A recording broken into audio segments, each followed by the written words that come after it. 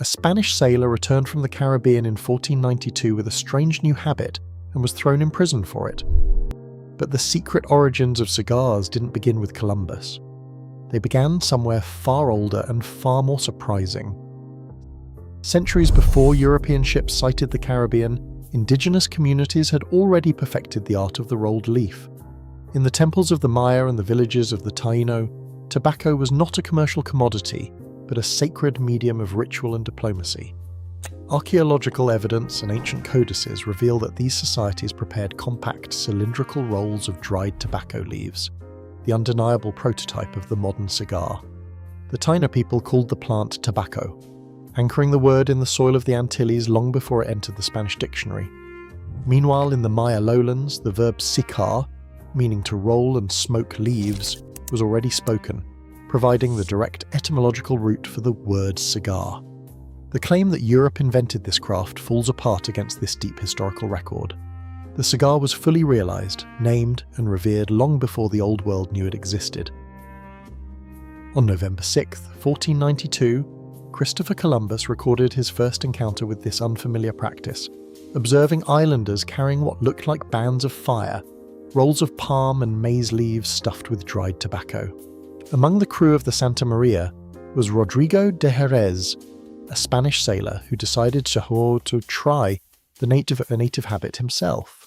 When de Jerez returned to his hometown of Ayamonte in 1493, he publicly exhaled a thick cloud of white smoke, terrifying his neighbours.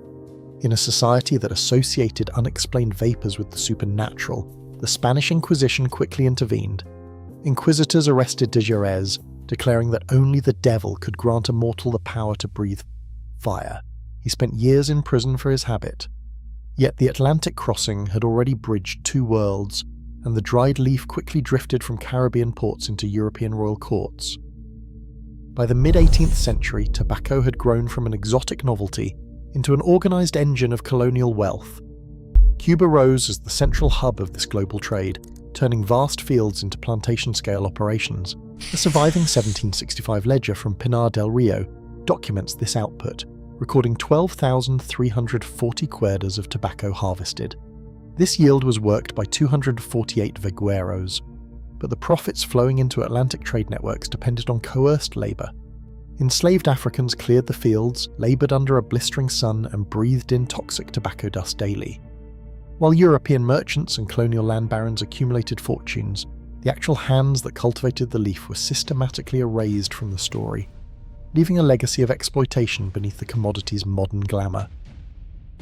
By the 19th century, the loose leaf became a highly structured, handcrafted product. Master rollers, known as torcedores, constructed each cigar using a precise three-part anatomy: a seamless outer wrapper, a sturdy binder leaf, and a custom blend of interior filler. This assembly required heavily prepared tobacco. Harvested leaves underwent fermentation for several weeks to strip away harsh ammonia, followed by an aging process that could last for years. In 1885, Spanish entrepreneur Vicente Martinez Ybor anchored this specialized manufacturing system in Florida, founding Ybor City. On the factory floor, the quiet, repetitive labor of the torcedores was shaped by the voice of the lector. Paid directly by the rollers, these professional readers sat on elevated platforms, reciting classic novels and daily newspapers aloud. This custom turned noisy workshops into unexpected classrooms of education and political debate. As cigars transitioned from loose commodities to symbols of prestige, the paper band redefined their cultural meaning. A popular legend claims Catherine the Great invented the band to keep her royal fingers unstained, but historical records credit Gustav Bock, who launched them in Havana during the 1850s to fight counterfeits. In 1923, Joseph G. O'Rourke patented a band-affixing design, formalizing a device that protected fingers from stains while securing brand identity. Literary-sounding names like Romeo y Julieta added instant prestige, while prolific smokers like Mark Twain and Winston Churchill permanently cast the cigar as a visual shorthand for intellect and power. In the early 1990s, a new premium market emerged, centered around small-batch production and artisanal blending. Nicaragua's volcanic Esteli Valley quickly grew into a primary manufacturing hub, alongside established fields in the Dominican Republic and Honduras. By 2025, the United States imported nearly 430 million premium cigars, with Nicaragua supplying over half of them. This global expansion brought new layers of oversight.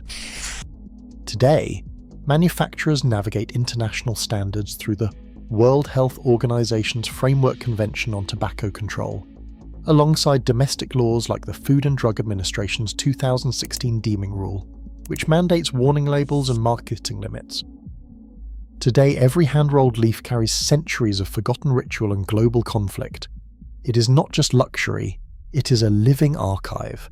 What history will you uncover next?